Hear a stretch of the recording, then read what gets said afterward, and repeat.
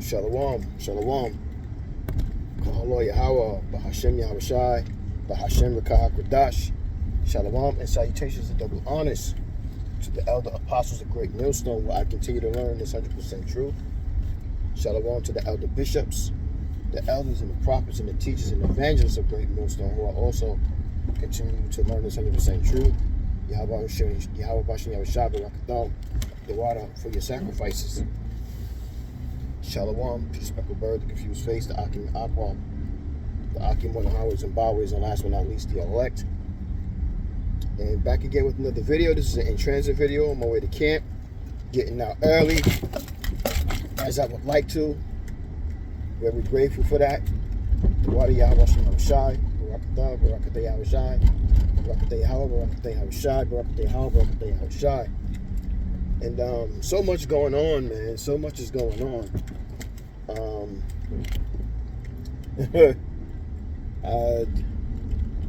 You know, so much to marvel at and to pay attention to, and the times are changing for the worse, but also for the better. And I say that with all humbleness and respect and gratefulness to the power and grace of Yahweh Bashem Yahushai, because we're about to get ready to come into a time where things are going to get really, really bad, and you're going to be tested to find out, you know, who you are or what you're really made of.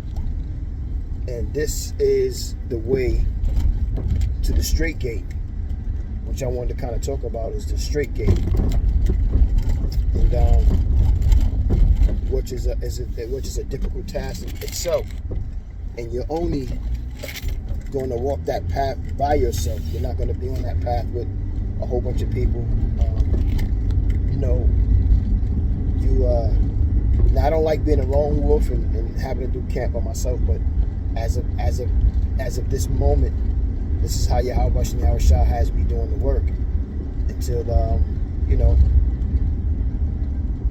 he puts me where he wants me to be, and he puts in my mouth what he wants me to say. So, you know, through the Spirit, and I'm just grateful that I can teach and do have the gifts of teaching and learning and having ears to hear and eyes to see. So I'm very grateful for that. And you know, when the time comes, that's when it be. That's when I'll have. But again, it's about walking that straight gate. So I got some scriptures that I'm gonna pull out, and some precepts that I'm gonna get with them. You can edify with it, and we're gonna move on like that. And the first scripture, I roughly paraphrase it too. First scripture is 2nd Ezra 7:7, and it roughly paraphrasing reads, "The entrance is narrow, set in a dangerous place to fall, as if there was a fire on the right hand side, and on the left side, deep water." So you can't wobble and weave and, you know, using boxing terms, slip this and, you know what I mean, you know, duck that. You have to walk the straight path. You have to do it the right way, or don't do it at all. There's no maybes and ifs, ands, and buts and I might. It's either you do or you don't do.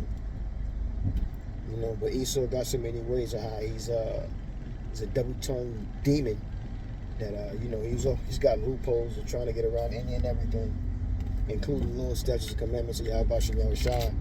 When he lies and tells you that this place Babylon here, this country, is a so-called Christian state, which you are the true Israelites from the beginning, which tells you that in Acts, and that they abide by the law, statutes, and commandments of the Most High. That's a lie.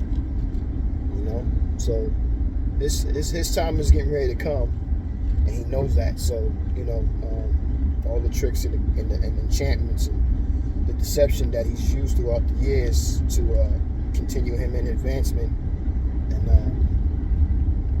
on Yahweh's earth is failing now. So, you know, he has to go to his well-known moves, which is the sword. You know what I'm saying? You got to go to the sword. You got to get the violence going. You got to, you know, get the killing and those types of things going. A good precept is Amos 5:19. Another scripture is Acts 14:22, and it says, confirming the souls of disciples and exhorting to continue in faith. Too much tribulation enter into the kingdom. Let me try to say that again. Confirming the souls of the disciples and exhorting to continue in the faith of much tribulation to enter into the kingdom. So like Yahweh B'Hashem Yahushai said, Salakia Yahushai said in Matthew that flesh and blood will not inherit the kingdom of heaven. So your bodies have to be changed. But before that happens, you're going to have to be tried on this earth. And there's a couple of trials. Really, you're going through trials every day, getting ready for the big one, which is going to be that sea hip. And are you or are you not going to take it? So, these are things that are very important to understand about this journey that you're going through. And to find out where you're predestined at. And you're going to know, because the final step again is that sea hip. So, when that happens, you're going to know, because you've been warned. The whole world is being warned. I would like to believe that the whole world has been warned already. Everybody knows about the Hebrew Israelites. Everybody should know about GMS, Great Millstone, along with other camps as well, whether you follow this or that camp. And you should know where those camps stand when it comes to this final judgment that's about to happen to Babylon and to the world, to the inhabitants of the earth and the sea. And in saying that, you're gonna have to figure out, use your better knowledge and discernment on, what are you going to stand for? Because again, things are going to get really bad out here. You know what I mean? If you don't conform to that C-HIP, that MOTB, you won't be able to eat. You're not going to be able to pay your bills. You won't be able to pay a car. You won't be able to do anything at all. Go to Revelation 13 and 16 and give you an understanding of what just I uttered out of my mouth through the power and spirit of Yahweh Yahushai. So, there's no games to be played, man. Things are about to get really real. We understand that these hardships has to come. So this is why we're praying for salvation and mercy from Yahweh B'Hashem Yahushai to send his son, these birth pains that, we're about to go through here. It's going to feel all good and be validated once we realize that we're in the right company, But for everybody else that's not, destruction will come upon them. A good precept is 1 Peter 4 and 12, 1 Thessalonians 3 and 4. And those are good precepts right there. Another one I have, because it's hard to enter.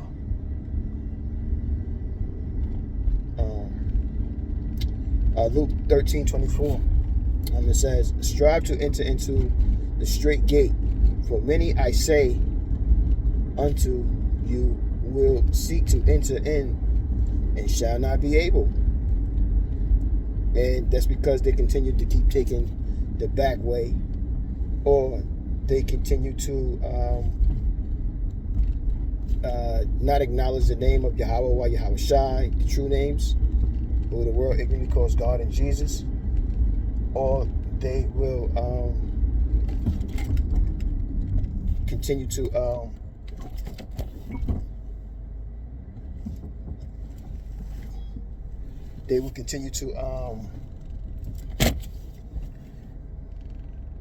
do wicked things in the sight of Yahweh and Yahushai. And in doing that, it's going to put them in the hands of the living power to be destroyed. And the scriptures tell you that it's a fearful thing to fall into the hands of the living power. So these things are coming to happen, and the whole world is going to see. And really, if you've been paying attention to what's going on in the world, there's so many things happening that you should see and know that Yahweh Shem Yahweh Shai is visiting the earth, and he's passing out judgments. So, if you can't see that, then, but, the Lord's not playing, man. The Lord's not playing at all. Things are really happening, and you should be fearing the Lord and praying every day. I know the scriptures talk about in Daniel praying 3 times a day, but you should be praying more than that. You know what I'm saying? It doesn't necessarily have to always be the traditional way. You could be praying in your mind. The Lord hears you, when you're praying. Fasting. Fasting is important too. You know what I'm saying? These are things that helps you along in trying to walk that straight gate. Now, I'm not just talking to you as I'm driving doing this lesson. I'm also talking to myself first. I could do better with fasting. And the more I teach and read and learn, the better I become. And this is what Paul did when he started to make his trips. This is what he apostle, because he was sent away to be a prophet to the Gentiles. He was sent away. That's what apostle means, sent away. And Paul didn't try to shove it down, their mouths. Oh, you better do this. You got to do this. And you piece by piece, you gracefully you grow in this. Abarak Tazah. So, and that's what I feel like I've done. I'm very grateful for Yahweh Shem Yahweh Shai again, and just allowing me to understand this. You know what I mean? As as I've been learning this, and things are becoming more clearer to me about just the way things are in the world. So when I hear things about the truth, it's not. Just wanted to stop for a quick minute, man. I don't want to keep missing red lights while I'm trying to talk to you, but just the fact that Yahweh Shem Yahweh Shai, is giving me that gift to hear it. I pray, Psalms 51:10, that He keeps the spirit on me, and even the spirit to endure the rough times that's about to happen, because it's about to get real bad. Again, I can't stress to you enough, and warn you that things are about to become really bad out here.